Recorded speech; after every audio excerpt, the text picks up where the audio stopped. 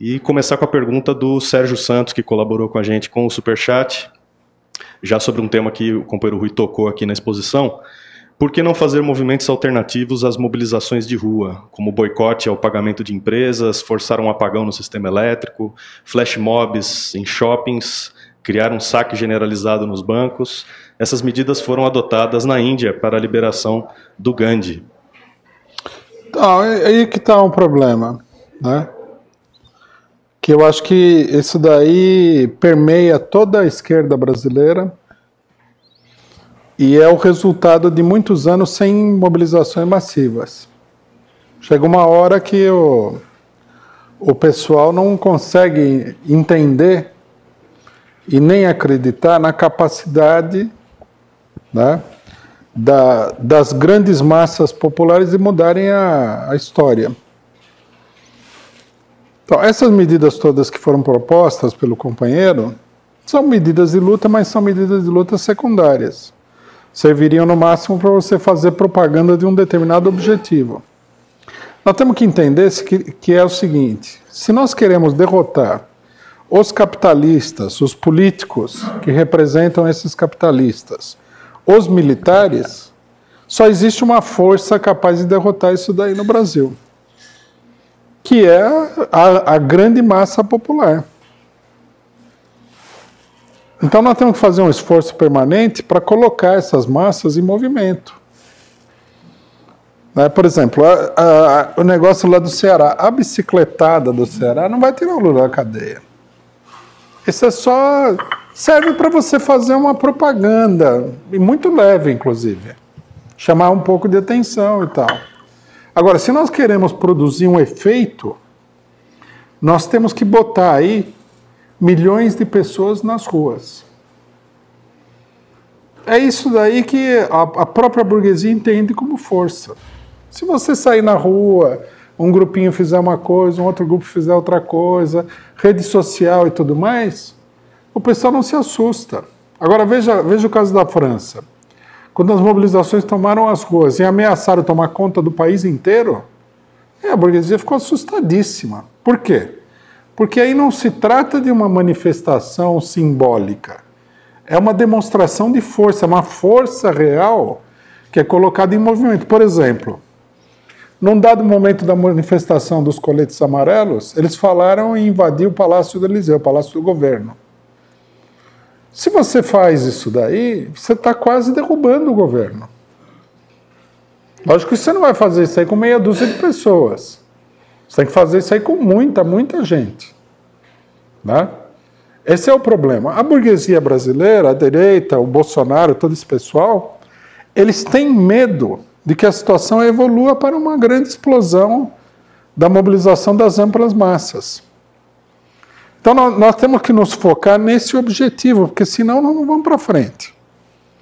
Esse aqui é o problema-chave de toda a situação. Por exemplo, a reforma da Previdência.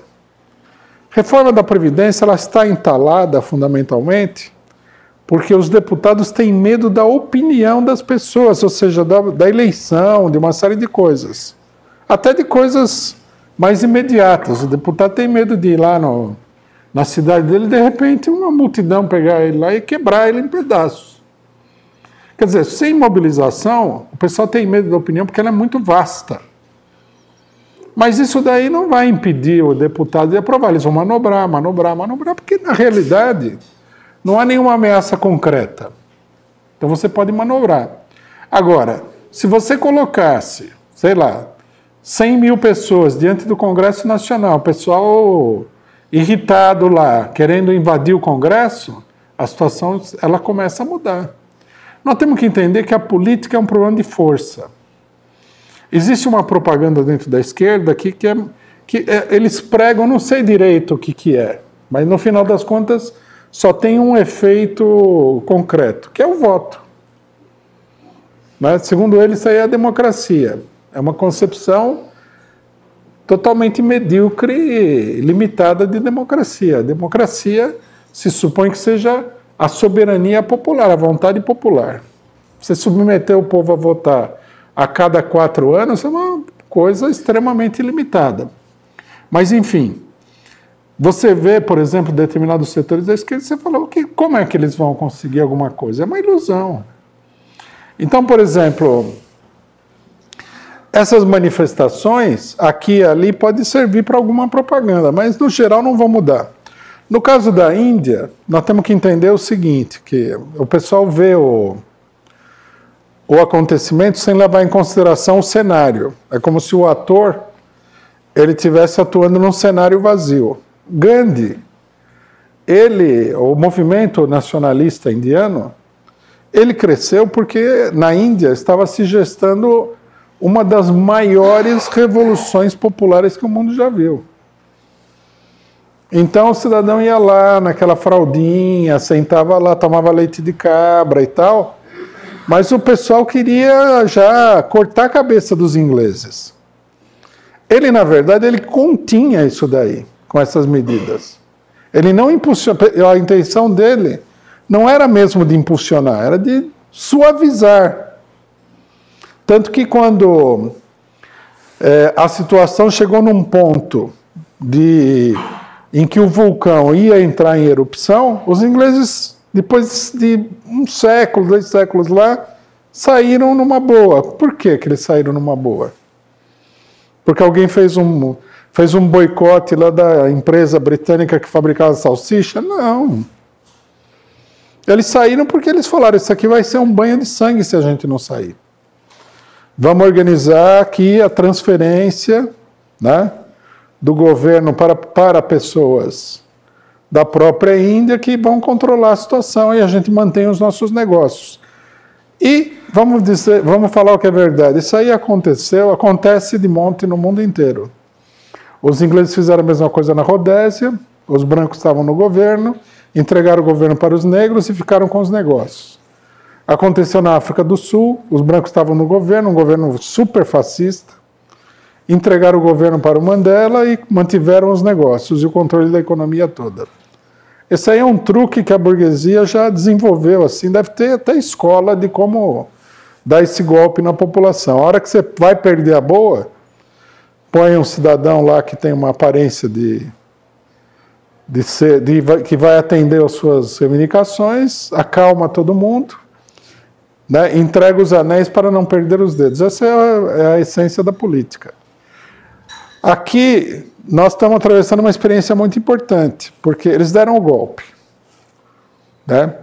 A gente vê os gandianos brasileiros falando, não, o governo Bolsonaro é o piloto do avião, vai cair todo mundo e tal, não tem nem paraquedas, que o país está em crise, pá, pá.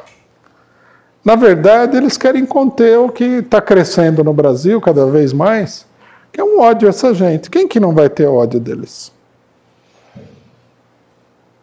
Uma coisa interessante do bolsonarismo e de toda essa crise é que todo mundo está vendo como essa direita, extrema-direita, e o conjunto e o entorno deles é uma coisa odiosa, é uma coisa asquerosa. Né? Esses Olavo de Carvalho, Loprado, esses militares, é uma coisa odiosa. Quem viveu sob o golpe militar de 64 sabe como isso aí é odioso. Agora a população toda está começando a perceber como é odioso.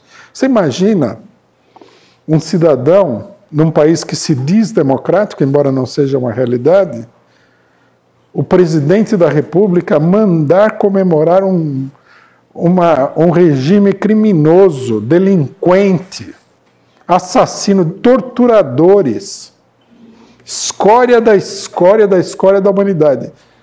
Vocês imaginem se eles conseguirem controlar a situação e começar a botar gente na cadeia de novo.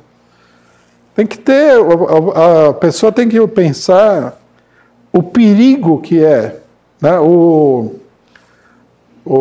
tamanho da aposta que está sendo feita nesse enfrentamento aqui. Quando ele chama a comemorar o golpe de 64, eles estão nos ameaçando com um golpe igual de 64. Que, não querendo ser pessimista, mas sendo realista, vamos entender. O golpe de 64 vai parecer uma obra benemérita perto do que eles fizerem, se eles conseguirem atingir esse resultado agora. Né? Esse pessoal de agora é bem mais... É transgênico, né? Perto do pessoal de 64. O próprio Bolsonaro já falou, né? Uma frase-chave. O golpe de 64 não fez o serviço completo. Precisaria matar mais de 30 mil pessoas. E eu acho que esses 30 mil, aí ele falou na hora e não pensou direito, porque se eles forem para um enfrentamento com o país do tamanho que é hoje, com o conjunto de organizações populares, sindicais, de esquerda, democrática, vão matar muito mais de 30 mil pessoas. Nós temos que entender isso e nós não podemos caminhar aí inocentemente para o matadouro. Por isso tem que enfrentar o governo agora. Aquele cidadão que prega que nós temos que esperar que os tanques saiam na rua para fazer alguma coisa, é um traidor de falar uma coisa dessa. Não é possível isso daí. Se você já sabe o que vai acontecer, sabe o perigo que está ameaçando, você sabe que a sua casa pode pegar fogo porque a instalação elétrica está toda podre e você vai lá e troca. Você não espera pegar fogo. Né? Ninguém é tão louco assim.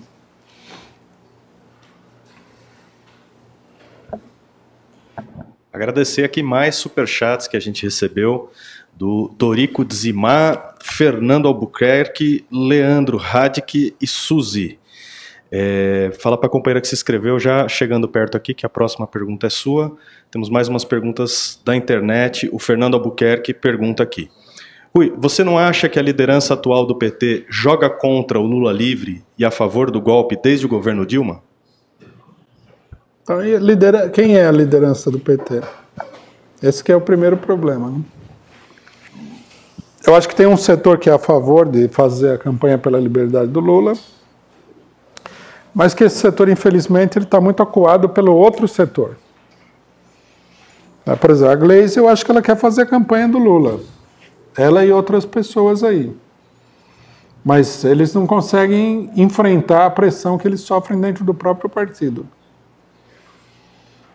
Agora, logicamente, quando a gente fala, né, a Gleisi quer fazer a campanha, outros setores querem fazer a campanha, não quer dizer que eles tenham uma concepção política correta. Mas eles têm essa determinação. A gente vê isso daí. Agora, tem muita gente contra isso, viu? Dentro do PT. O pessoal tem que acompanhar, a gente já falou, né? Vai ter o congresso do PT aí, tem que acompanhar a luta política interna do PT para entender quem é quem na história, né? Vamos procurar ajudar o pessoal a entender também com a nossa imprensa, com análises e tal.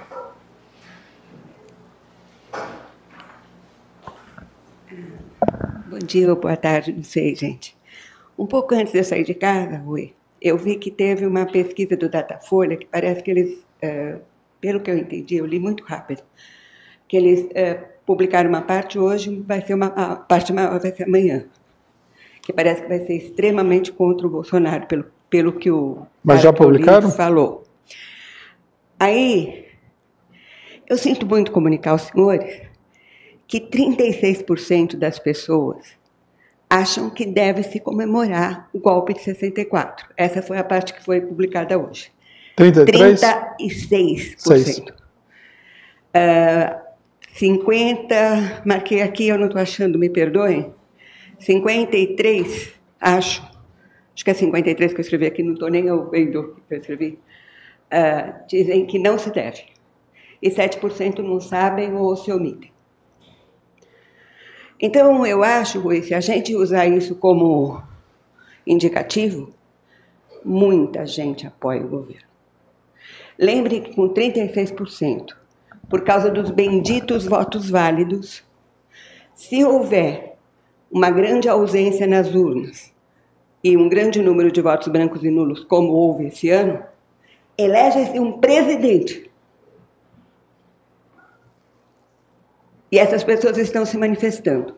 Estão dizendo que apoiam um regime, como o Rui disse muito bem, que matou, torturou, sequestrou, escondeu corpos. A gente não tem ideia de quantas pessoas foram mortas e as pessoas dizem que apoiam. 36% de brasileiros inaproveitáveis, na minha opinião. Eu fiquei indignada quando li isso hoje de manhã. Eu nunca imaginei que fosse um número desta magnitude. Fiquei indignada. Acho um absurdo isso. Espero que esses números tenham a credibilidade que o Datafolha costuma ter, que não é grande. Porque se for realmente isso, eu acho que nós estamos no mato sem cachorro. Esse é um comentário. Agora, a pergunta mesmo é que eu percebi que o Rui não deve ter visto isso. Ele falou tanto sobre o golpe, apoio ao golpe, e ele não deve ter visto esse dado de hoje. Quando eu acordei, na lista do Twitter, ele aparecia no Trend Topics. Por isso que chamou a minha atenção, está escrito Datafolha, eu fui lá ver o que tinha do Datafolha, que de madrugada, quando eu estava na internet, eu não tinha visto nada. Sinto muito te informar. Agora, a minha pergunta mesmo, Rui, você me desculpe a minha extrema ignorância, eu acho assim, eu não consigo entender a aplicação de políticas neoliberais continuadas quando já se tem dados de vários países em que essas políticas foram aplicadas e os resultados são muito ruins. Porque eu acho assim, a extrema-direita, ela faz as coisas muito no imediato. Então, imediatamente, os lucros para eles são muito grandes. Mas depois de algum tempo, começa a ter um monte de outros problemas econômicos, e acho que especialmente recessão, que eles também acabam perdendo dinheiro. Entendeu? Não quando passa um ano, gente, quando passam 10 anos, 20 anos, 30 anos. Como está acontecendo lá no Chile agora. Quer dizer, eles estão tendo que rever políticas de mais de 30 anos atrás, que o Paulo Tchutchuca Guedes ajudou a implantar, né? E a situação está muito difícil. Quer dizer, o dinheiro que se ganha imediatamente é tão grande que mesmo assim vale a pena. Porque eu acho assim, se pensa um pouco mais à frente, essas políticas não são boas, e não são boas nem para eles. Eu não sei se eu estou sendo muito ingênuo, acho que devo estar sendo, porque eu acho um absurdo, sem ser o cara que assim, ele pretende fazer alguma coisa, tirar tudo que ele pode, se mandar e viver do outro lado do mundo, para esse cara eu acho que vale a pena. Mas para pessoas que estão tendo filhos, que vão continuar dependendo dessa economia, que vão querendo continuar espoliando essa economia, por quanto tempo isso é válido? Bom, duas coisas, né? Estou vendo a pesquisa do Datafolha aqui. Eu não sou propriamente um admirador desse instituto de pesquisa, né?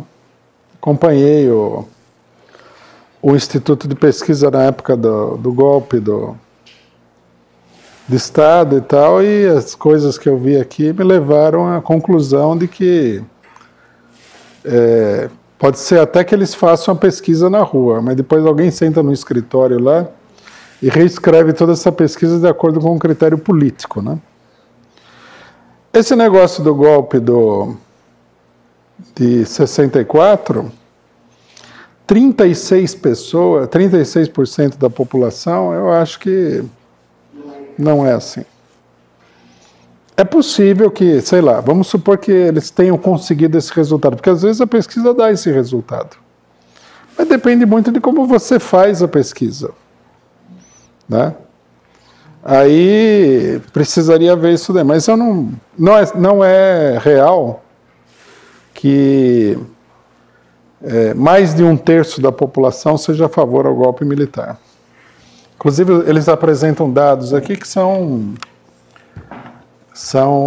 interessantes, né? Por exemplo, em alguns dados aparece que os setores que mais gostam do golpe militar de 64 são os que ganham mais de 10 salários mínimos, né? Mas, por exemplo, das pessoas que foram entrevistadas, 72 pessoas que ganham mais de 10 salários mínimos são a favor do golpe de 64. Também não acho que isso aí seja verdade. Porque nos 10 salários mínimos está cheio de funcionário público que é contra, muitos profissionais liberais. 72, quer dizer, 2/3 da população que ganha mais de 10 salários mínimos apoia o golpe militar. Não devemos acreditar nisso daí? É uma realidade isso? Não me parece. Né? 56% dos que ganham até 2 salários mínimos são a favor do golpe militar. Por que uma pessoa que ganha até 2 salários mínimos é a favor do golpe militar? Se o pessoal realmente respondeu isso daí, não sei também quantas pessoas foram nem nada, precisa ver qual foi a pergunta que foi feita, como é que foi feita. É muito estranho. Eu acho que existe um esforço do conjunto da burguesia, nós temos que entender que tudo isso aqui é política, né? Para mostrar um determinado perfil ideológico do país. E segundo esse perfil ideológico, o recado que sai de uma pesquisa como essa é o seguinte: você não deve subestimar as pessoas que apoiam o golpe militar de 64. Bom, sendo que o recado saiu uma semana depois que a gente viu uma onda enorme, gigantesca de indignação contra o golpe de 64, é muito suspeito. É o tal negócio, eu não sei de nada, mas não custa nada desconfiar, principalmente do Datafolha, né? Datafolha perdeu toda a credibilidade durante o golpe da Dilma e de uma maneira aberrante. Então eu sou favorável a tomar cuidado com isso. Outra coisa que eu acho que é importante sobre essas questões é o seguinte: nós temos que ter uma teoria sobre o problema da chamada opinião pública. Nós devemos analisar a coisa com base numa teoria, que é a seguinte: opinião é uma coisa fluida. Ela não expressa uma realidade tão direta assim. Por exemplo, né? Vamos pegar alguns exemplos que mostram isso. Eu já fiz essa experiência porque a militância ela obriga você a penetrar por detrás dessas aparências. Você vai lá num determinado âmbito, um local de trabalho, uma faculdade, uma escola. Aí já passei por essa experiência várias vezes, um militante inexperiente, ele fala: e todo mundo lá é de direita, todo mundo lá pensa A, B e C. Aí você, já baseado na experiência, fala: não é assim. Como é que funciona a opinião nesses grupos? Na medida que você não tem que resolver nenhum problema concreto, os direitistas, eles são truculentos. A burguesia é truculenta. Então ele chega se impondo, porque é assim, assado e tal. E a maioria das pessoas, que são as pessoas normais, elas se calam. Elas não falam nada. Às vezes elas até concordam para se livrar do estrupício direitista. Aí a pessoa olha e fala assim: não, a direita é majoritária. Não é verdade. Se alguém chegar lá e desafiar o direitista, começa a mudar toda essa atitude do pessoal. Exatamente. Se o Paulo Guedes fosse no Congresso e o pessoal ficasse todo passivo, você ia ter a impressão de que, nossa, olha a força do cara. Daí o Zeca Dirceu fez essa tirada, por sinal, uma tirada muito boa, né? Falou que ele é tigrão com a burguesia e tchutchuca com a burguesia e tigrão com os trabalhadores, que é um perfil de todo o governo burguês, né? Eles falam muito grosso com os pobres, né, os oprimidos, e a hora que chega de falar com os ricaços lá, eles só sabem lamber a sola do sapato dos ricaços. E já deu uma impressão totalmente negativa, mas são impressões, não quer dizer nada. Aí, por exemplo, os jornais ontem estavam falando assim: nós temos que lembrar que a esquerda é minoria no Congresso, porque a impressão que deu é que, né? Num certo sentido, essa impressão tem fundamento, porque o pessoal não está muito fã dessa reforma. Tanto que eles não estão conseguindo um consenso para aprovar a reforma. Né? Mas são impressões, a gente tem que chegar na realidade. E existe uma diferença muito grande entre a pessoa dizer que pensa tal coisa e a pessoa fazer alguma coisa em favor disso daí. Porque falar que você é a favor não é compromisso nenhum, você entendeu? Cidadão sem garganta fala, não, eu acho o Bolsonaro bom. Semana seguinte o Bolsonaro vai lá e aprova que justamente a categoria profissional dele vai perder 50% do salário. Ixi, o cara corre atrás do Bolsonaro com um facão para matar ele. Quer dizer, a opinião não é uma coisa tão firme. A gente vê isso o tempo todo. Nas assembleias é assim, quando você vai fazer uma assembleia estudantil, uma assembleia operária, né? A opinião ela é muito fluida e a burguesia manipula essa opinião fluida. Então, você não pode dizer... Claro, Datafolha, a minha suspeita não é que eles estão manipulando a opinião. Eu acho que isso aqui não merece credibilidade em si. Mas, por exemplo, quando eles apresentam determinadas pesquisas de opinião, de voto, etc. e tal, é uma opinião dessa fluidez, é uma manipulação dessa fluidez. É uma coisa que acontece no momento, mas não tem um significado superior. A eleição, por exemplo, que todo mundo acha que é a maior manifestação de democracia, frequentemente ela nada mais é do que uma manipulação de uma opinião de um momento, que é forçada com uma bateria de notícias totalmente manipuladas e falsas, né? E tudo mais. O pessoal fala que o Bolsonaro introduziu na eleição a notícia falsa. Acho que o pessoal precisava comprar uma televisão e assistir a Globo, né? A Globo vem fazendo notícia falsa há 50, 60 anos no Brasil já. Então, isso com relação à pesquisa de opinião. A segunda questão qual que era? Desculpa que eu me perdi. Como é que é? Ela perguntou sobre os ultras neoliberais que... Ah, sim, a política neoliberal. A política neoliberal é o seguinte... O capitalismo, ele teve depois da Segunda Guerra Mundial, antes da Primeira Guerra Mundial, o capitalismo quase que foi para a cova. Esteve muito perto de ir para a cova. Foi salvo por uma série de circunstâncias muito extraordinárias. Depois da guerra, eles conseguiram um período de crescimento econômico. Isso daí se fechou completamente, vai entrando em crise, se fechou completamente a partir de 1974, com a crise mundial de 74.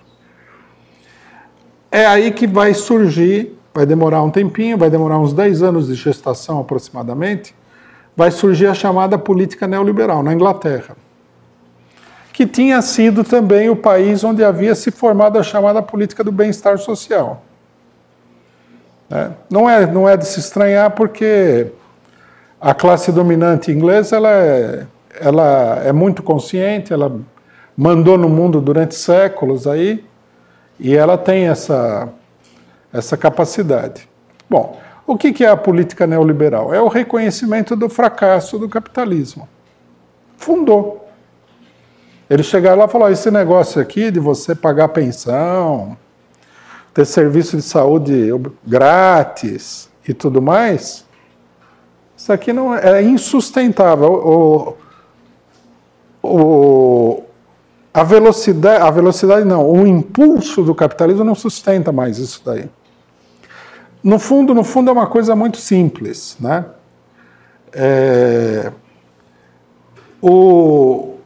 A produção capitalista industrial e a especulação financeira chegaram num ponto em que eles não conseguiam se reproduzir mais. Então, qual que é o segredo da política neoliberal? É tirar de todo mundo para dar para um grupo pequeno de capitalistas. As pessoas que elaboraram isso e os capitalistas, que são a base de sustentação dessa política, eles ganharam muito, né? Nós estamos vivendo nesse momento aqui o período de maior concentração de renda que o mundo já conheceu até hoje. A tal ponto que há estatísticas aí que dizem que 100 multibilionários têm mais dinheiro do que 40% da população. É inacreditável. Provavelmente. Então, quer dizer, esse é o resultado da política neoliberal. Como é que se diz? É a expropriação da maioria para que o dinheiro seja desviado para uma minoria.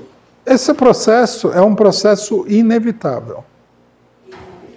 Não tem como, né?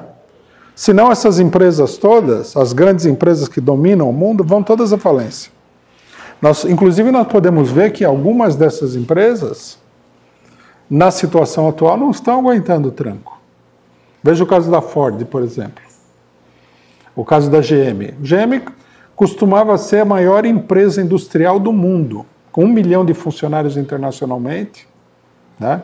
A maior produtora de automóveis e a maior empresa industrial, maior do que qualquer outra empresa industrial. Está completamente falida.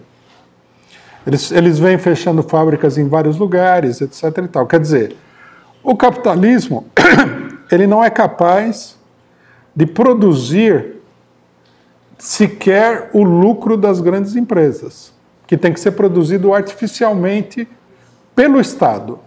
Uma das grandes falácias do chamado liberalismo é que ele depende totalmente do Estado. Eles falam, não, porque não pode ser sustentado pelo Estado. Quer dizer, não pode ser sustentado pelo Estado o pobre coitado que está dormindo na rua.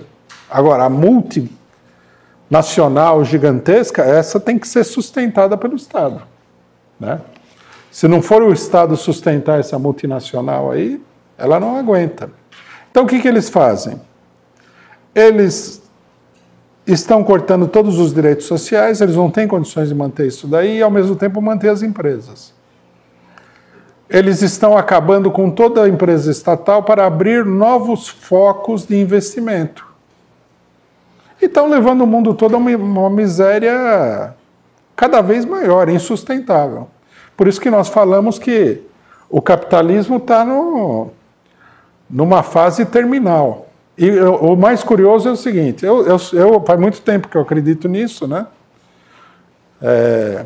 Que o capitalismo está numa fase terminal, mas nos últimos anos a gente está na companhia de vários grandes empresários e investidores que acham a mesma coisa, que o capitalismo está numa fase terminal. Recentemente, acho que foi um ministro do Macron, falou: o capitalismo vai ser totalmente reformulado, porque senão vai acabar. Né? Não dá para reformular o capitalismo, o que dá para fazer é roubar mais da população. É a única coisa que dá para fazer. É meio que uma via, é a única via que eles têm. Eles vão, roubam bastante, aí o negócio explode, aí eles acalmam um pouco, né? Devolvem um pouquinho daquele monte que eles roubaram.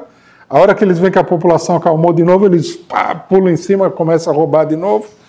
Mas isso daí não tem outra via, não tem outra solução nem nada. E pior, né? Se dependesse dos grandes capitalistas, eles já teriam reduzido a nada tudo que as massas têm de conquistas sociais. O problema é que eles têm medo. Né? Em países desenvolvidos, principalmente na Europa, né? Eles têm medo de que uma roubalheira desse nível aí faça com que o negócio todo exploda.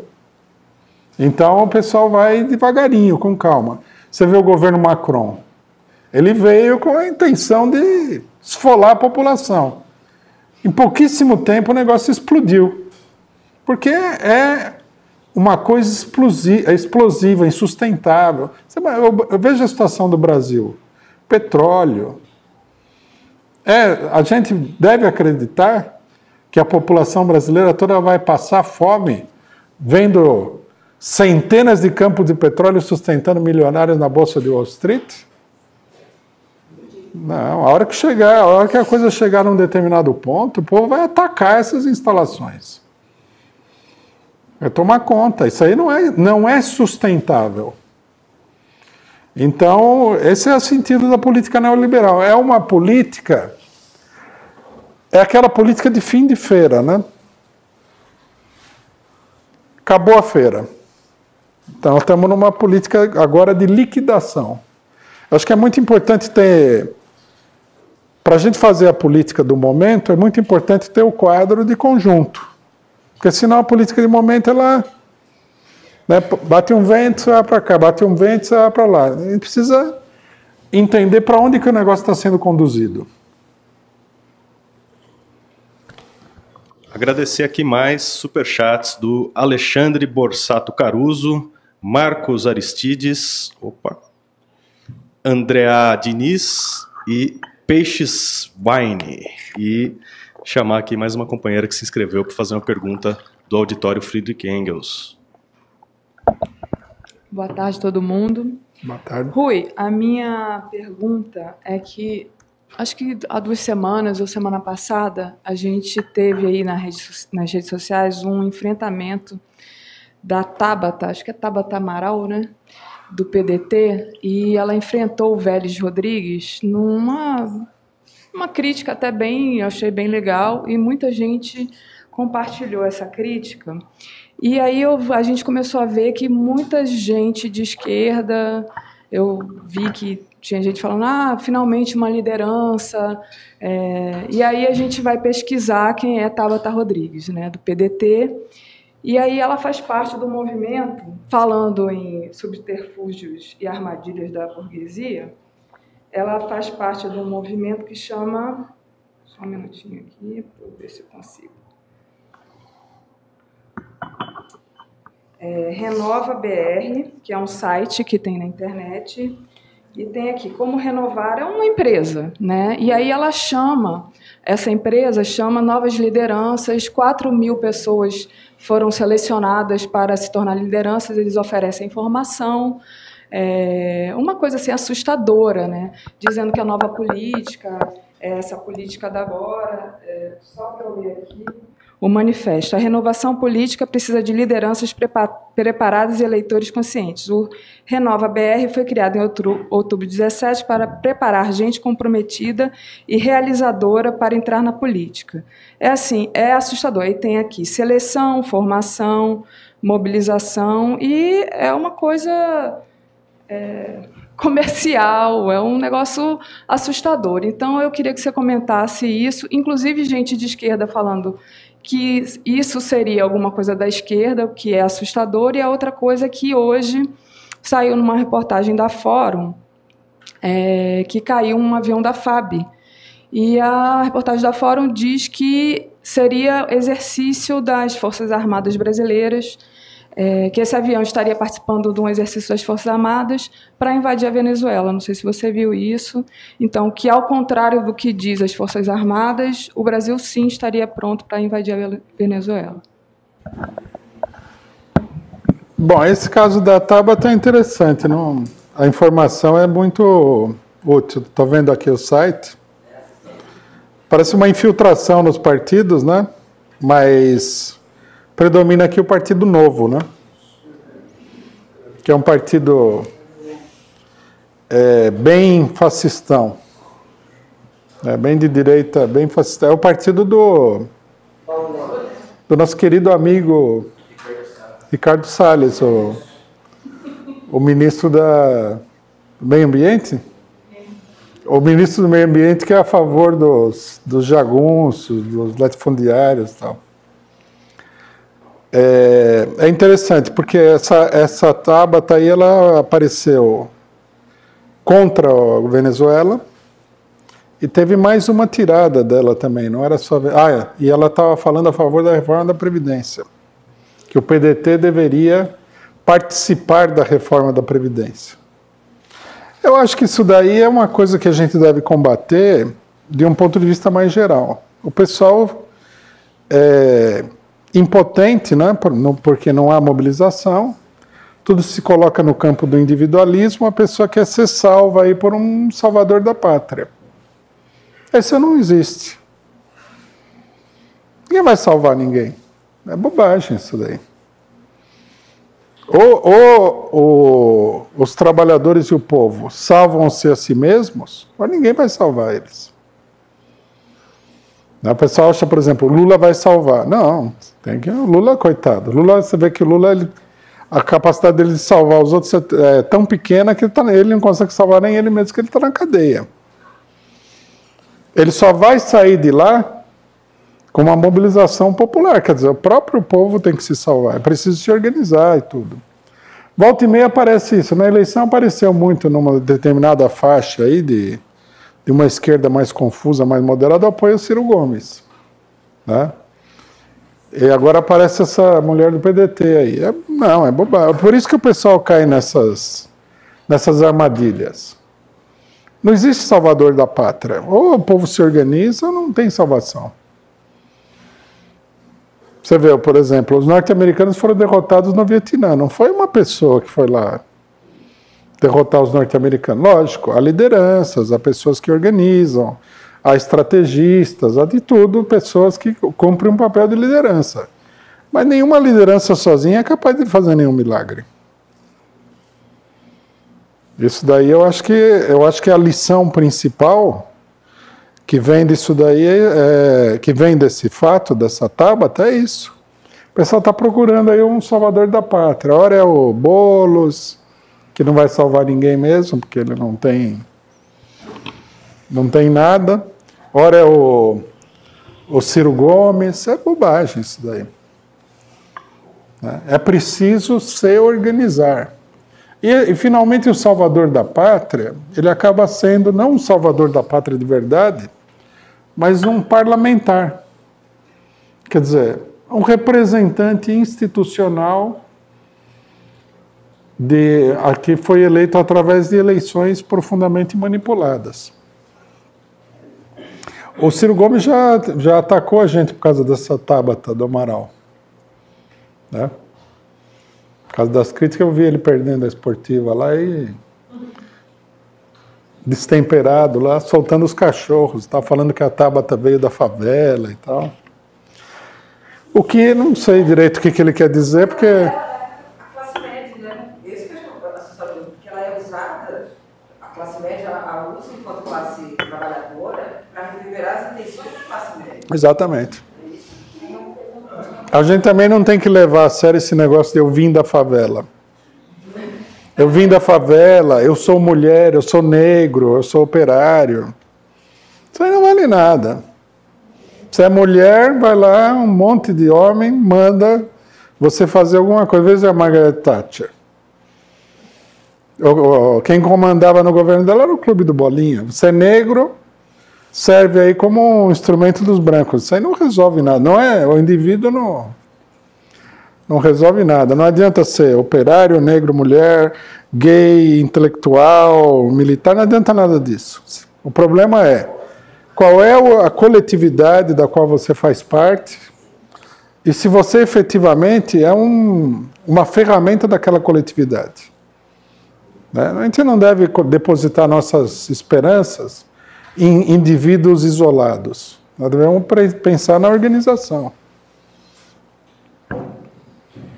Sobre o negócio do avião, também não tinha visto, né? Mas é interessante. A situação na Venezuela continua crítica, né? É possível, não sei. Vamos ver se o Bolsonaro divide invadir a Venezuela e os militares vão lá e para o avião no meio do caminho. Vai dar um rolo isso aí em algum momento. Temos mais superchats aqui. Guilherme Ferraz, que comenta Tabata é Harvard. Cristina Silva e Iracema Ananeri. Obrigado pela sua contribuição. Grande ou pequena, ela é muito importante para nós, para a Causa Operária TV. Rui, nós temos que considerar uma situação aqui, porque a gente tem pelo menos 5 perguntas da internet, mais a companheira que está inscrita para falar aqui, não sei se tem mais alguém que estava... Você não quer fazer todas as perguntas de uma vez só? Então vamos lá. Aí a gente dá uma resposta só, fica mais curto. Tá. Então vou deixar a companheira falar aqui e eu apresento as perguntas da internet num bloco só. Bom dia, boa tarde, não sei. Estamos chegando agora há 2 semanas, viemos morar aqui e mal víamos a hora, a família, de estarmos aqui para conhecer pessoalmente vocês. Né? Somos fãs de vocês, meninas, do Rui, das ideias de vocês.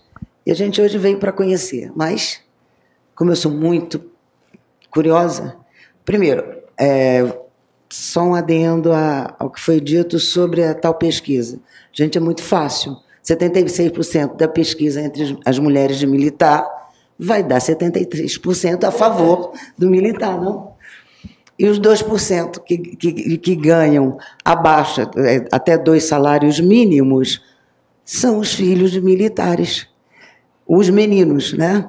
Que hoje já estão no seu colégio ganhando isso para merenda escolar. A gente tem que ver de onde vêm as pesquisas. Ontem, por exemplo, eu ouvi alguém dizer, pesquisa por telefone. Você imagina que emoção eu receber uma pesquisa por telefone. Você vota no Rui Costa Pimenta? Claro, o Rui Costa Pimenta está na televisão. Coisas desse tipo a gente tem realmente sempre que considerar, né? Eu estava te ouvindo falar e tem uma coisa que não me sai da cabeça. Eu sei que talvez seja repetitivo. Não ao impeachment de Bolsonaro. Impeachment Bolsonaro. Entra Mourão. Pelo amor de Deus. Tá, eu sei. O povo na rua. O povo na rua. Mas e daí? O que a gente pode fazer se fora Bolsonaro, entra aquele democrata, tão democrata quanto, né? E a gente... essa coisa não me sai da cabeça. Eu queria saber qual uma probabilidade, uma solução provável. Além de eu ir para a rua junto com o PCO, com o PC, entendeu? Com o PT, com seja lá. Exatamente o que se faz. Porque tá, a gente tira Bolsonaro, vamos lá, conseguimos multidão na rua, entra Mourão. E agora? Eu estou perguntando por coisa palpável, não apenas pela ideia. Eu sei que a força do povo é a força do povo. Bota um tanque na rua e derruba todos nós, na mesma hora. Você, eu e todo mundo que está aqui morre agora. Qual é? Então, não é tão complicado assim. Para terminar, como você pediu as 3, não se percam, eu sou falante. Ontem eu assisti uma entrevista muito importante na TV 247 do presidente da Organização em Defesa da Palestina, da OLP. Se você não viu, eu acho que vale a pena ver quais são as consequências da visita do Bolsonaro a Israel. Eu acho que é bem interessante. E antes dessa teve a Babi, que é uma israelense, que vive no Brasil, também muito interessante. Só para a gente ter noção de quais são as prováveis reações e efeitos da visita desastrosa do nosso democrata. Então, sobre essa questão do impeachment, isso aí não é muito complicado de resolver o problema, né? Até porque a gente já teve essa situação. Nós tivemos o fora Collor. Então, a primeira questão é a seguinte: se um governo cai, e nós não estamos pensando que os próprios trabalhadores têm condição de tomar o poder diretamente, nem nada, se supõe que se deva chamar novas eleições. Digamos assim, uma coisa quase que direta. Se houvesse um movimento de massas pela derrubada do Bolsonaro, nós iríamos levantar imediatamente a palavra de ordem de liberdade para Lula, novas eleições em todos os níveis imediatamente. Aceitar o Mourão seria um compromisso muito negativo. Porém, né, nós temos que entender o seguinte: vamos supor que, porque uma coisa é o que você quer fazer, outra coisa são os resultados parciais que você é obrigado a aceitar porque você não tem força para conseguir mais. Então, suponhamos que o movimento não vá além de derrubar o Bolsonaro e colocar o Mourão. Aí nós temos que nos basear no que aconteceu no fora Collor. O Collor saiu, entrou o Itamar Franco, que era o vice. É exatamente a mesma situação que nós temos agora. A esquerda apoiou o Itamar, né, fez um compromisso. Né, só que acontece o seguinte: o governo Itamar, como ele era resultado da derrubada do seu próprio governo, ele era um governo extremamente fraco. Então ele simplesmente não conseguia governar. Né? Ele tentou fazer um monte de coisa, fez umas coisas meio estranhas, né? O pessoal que acompanhou deve se lembrar, mas não governou, de fato. A burguesia teve que esperar novas eleições e usar o governo Itamar Franco como uma base para eleger o Fernando Henrique Cardoso. Mas nós temos que lembrar que quando as eleições se aproximaram, né, o governo Itamar era um governo tão fraco e a política da direita estava tão desmoralizada que no começo da eleição o Lula tinha 65% de intenção de voto. Essa tendência foi quebrada com o lançamento do Plano Real. Então, quer dizer, lógico que, né, a gente nunca deve ser, como é que se diz?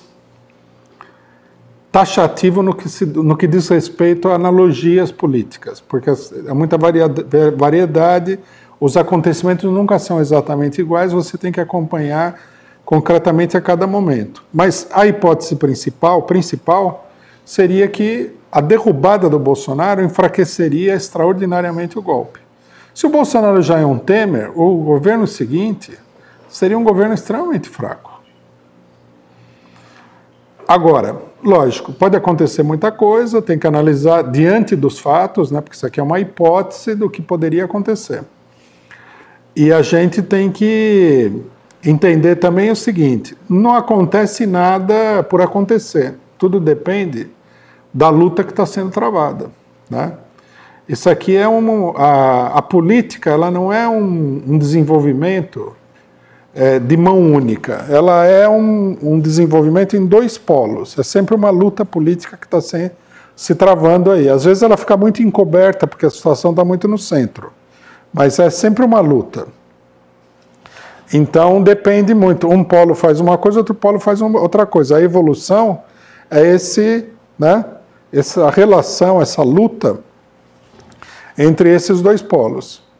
Se a gente pensar numa situação política onde o polo esquerdo, digamos assim, né, que a gente costuma dizer que é o polo negativo da situação, apesar de ser o esquerdo, o polo que desenvolve a situação é o polo negativo.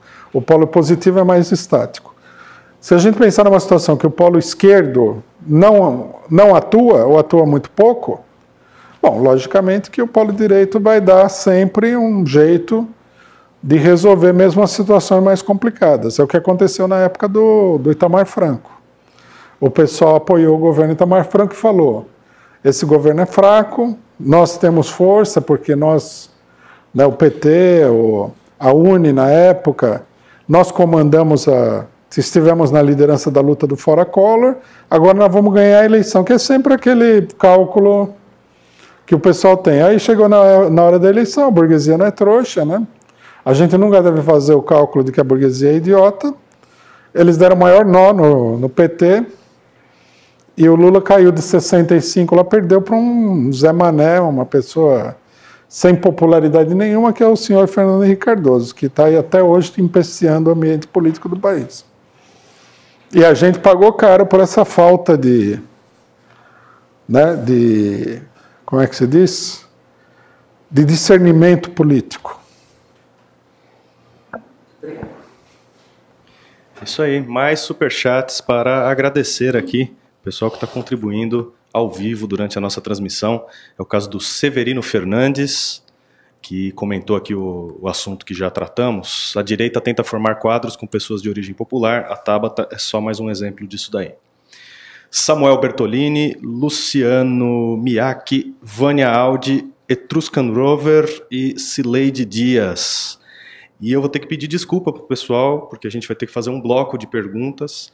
A atividade do pessoal no chat aqui é muito intensa, nós tivemos mais de 780 mensagens no chat, uma média de 6 mensagens e meia por minuto. Então tem muita discussão, muitos comentários, o pessoal quer participar, infelizmente o tempo não permite que a gente dê vazão aí a toda a demanda. Então vou ler aqui os comentários mais destacados do pessoal que contribuiu com o Superchat, e são os seguintes. O Leandro Radic perguntou: Rui, a situação atual do Brasil guarda alguma similaridade com o que ocorreu na França em 1849 e 1851, com o Partido da Ordem de um lado, Napoleão II no meio e a montanha e os socialistas de outro, negando-se a provocar a população contra o governo?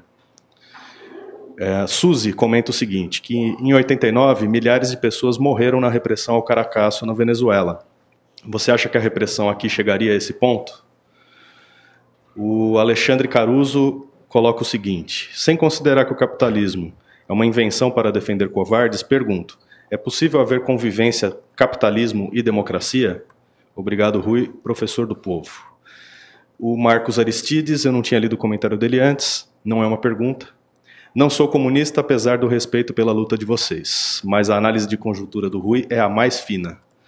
Isso aí.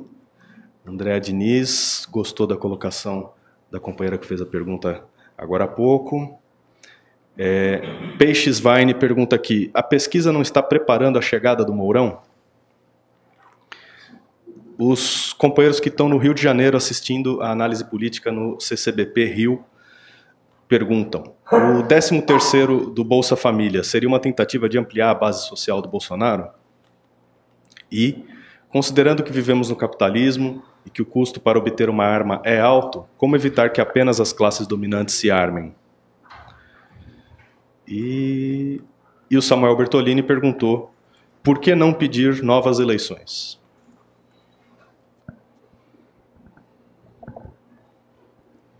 A pergunta é como evitar que a classe dominante se arme? Que apenas as classes dominantes se armem. Apenas.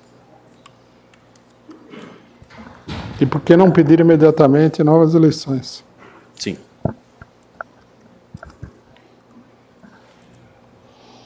Bom. Vamos lá. Eu acho que a situação do Brasil, ela é uma situação... Ela não é... Eu não acho que a situação francesa, 1850, do bonapartismo e tudo mais... ela é uma boa base de comparação para o que acontece no Brasil. Algumas coordenadas aí são, como é que se diz? Para uma analogia, algumas coordenadas estão defasadas, né? Porque depois do golpe bonapartista, das ditaduras, ao estilo Napoleão III, nós tivemos, no século XX, já na época do imperialismo, nós tivemos o problema do fascismo, que tem que ser levado em conta. Então, a ditadura bonapartista tradicional, que nesse caso foi o resultado, né, do esgotamento de uma revolução proletária, está um pouco... Não vejo bem o paralelismo da situação. O que eu acho é que, dada a intensidade das contradições sociais, a tendência da situação é um acirramento cada vez maior, e isso vai levar um governo ou abertamente fascista ou um governo tipo fascista. Isso não tem diretamente a ver com o Bolsonaro, porque uma coisa que a gente tem que entender sobre o fascismo é o seguinte, na época do fascismo antigo, que é principalmente a década de 1930, você tinha muitos candidatos a ser o partido da revolução fascista, vamos dizer assim, entre aspas, ou da contra-revolução fascista. Em todos os países tinha vários grupos, havia muitos grupos diferentes. O processo de luta vai produzindo uma seleção, né? E muitas vezes os próprios partidos fascistas, eles não conseguiam se impor. Eles acabavam ficando na dependência, como aconteceu na Espanha, das Forças Armadas, que estavam mais bem organizadas do que eles. Então é uma situação complexa isso daí. Mas eu acho assim, a coisa está muito mais próxima de situações como a gente viu no Portugal, na Espanha, no próprio Brasil com Getúlio Vargas, quer dizer, governos de inclinação fascista, ou até mesmo a Itália, dependendo de como a coisa for, né? Do que o governo bonapartista tradicional. Num certo sentido, esse governo atual é uma ditadura. Quer dizer, a gente teria uma ditadura muito mais aprofundada do que essa para resolver uma situação de crise, né? Então, acho que não me parece uma boa comparação. Acho que nós temos que pensar bastante no problema do fascismo, que é predominante, né? As ditaduras militares na América do Sul e no mundo todo, impulsionadas pelo imperialismo, elas todas tiveram um caráter bem acentuadamente fascista. Bom, o caso do Caracasso, né? Não sei se a pessoa levantou essa comparação porque foi um levante popular, mas foi um levante popular extremamente desorganizado e espontâneo, né? Agora, respondendo a pergunta de um modo geral, eu diria o seguinte: a gente não deve subestimar os militares brasileiros, né? Como brasileiros, eles são todos, contam piada e tal, essa coisa toda, mas na hora do vamos ver, o brasileiro é um tipo de pessoa muito inclinada à violência, e a violência é muito fria. A ditadura militar brasileira foi assim, né? O nível de brutalidade foi muito grande. Simplesmente que ele não se colocou o problema de matar, sei lá, dezenas, centenas de milhares de pessoas. Senão eles teriam matado sem nenhum tipo de contemplação. Nós não devemos subestimar esse pessoal. O Brasil, inclusive, era meio que coordenava as ditaduras na América Latina. A ditadura do Banzer, que foi uma coisa horripilante, era toda coordenada pela ditadura militar brasileira. A do Uruguai também. Os brasileiros intervieram em todos os países. O centro da conspiração do imperialismo e das ditaduras era aqui, né? Daí a importância também do golpe de Estado no Brasil. Se os norte-americanos pretendem, e eles pretendem efetivamente, aprofundar esse processo, o Brasil é fundamental. Sem Brasil é difícil, né? É muito difícil. Bom, capitalismo e democracia, o capitalismo ele deu margem à democracia, um determinado tipo de democracia, né? Nossa democracia imaginária, que a pessoa acha que é uma espécie de estado de bem-aventurança política, né? Ele deu lugar a um determinado tipo de democracia, isso aí se extinguiu, né? O que nós temos aqui, em todos os lugares, no melhor dos casos, é uma ditadura, digamos assim, sem derramamento de sangue, vai? Uma burocracia que controla, porque, no final das contas, o que é uma ditadura? Uma ditadura é um país, um Estado, onde a burocracia controla a vida do país inteiro. Os Estados democráticos são assim. Eles não são mais democráticos. O que não quer dizer que a coisa não pode piorar ainda mais, né? Porque da ditadura, essa ditadura light, você passa para a ditadura fascista, semifascista, fascista, que é extremamente violenta, né? O capitalismo não é, a democracia não é uma alternativa. Aqui a luta não vai ser entre a democracia e o fascismo. Vai ser entre o povo, né, um governo popular de trabalhadores, dos operários, camponeses, que esteja no caminho do socialismo, e o fascismo. Não tem. A democracia se esgotou. O mais democrático que conseguiram fazer aí foi essa Constituição de 88, que é uma porcaria. E essa Constituição acabou. Eu vejo gente de esquerda aí falando, não, porque a Constituição de 1988, isso não existe mais, acabou, está liquidado. Quem manda no STF é um militar, né? O governo está todo dominado por militares. O militar chega lá e fala, Toffoli, adia o julgamento, que senão o pessoal vai soltar o Lula. O Toffoli vai lá, precisa adiar o julgamento, que senão vai soltar o Lula. Parece um robozinho, né? A polícia faz o que quer. As notícias que a gente vê, assim, o policial entra na sala de aula e questiona a professora por que ela falou isso e aquilo. Normalmente a professora só falou, por favor, retire-se que eu estou dando aula, né? Mas agora, não é nem tanto que exista uma ditadura da polícia, é que a pessoa faz o que quer. Esse é o estado que a gente chegou, é um estado de transição para uma situação bem pior do que essa. A pesquisa, sim, indica-se uma moralização da situação política. A burguesia, não vamos nos enganar que a burguesia ela sabe que a ditadura é uma opção que está colocada no cenário político. E é uma opção importantíssima. Não é uma opção extraordinária. Tudo depende dos militares. Os militares, são eles que mandam no governo.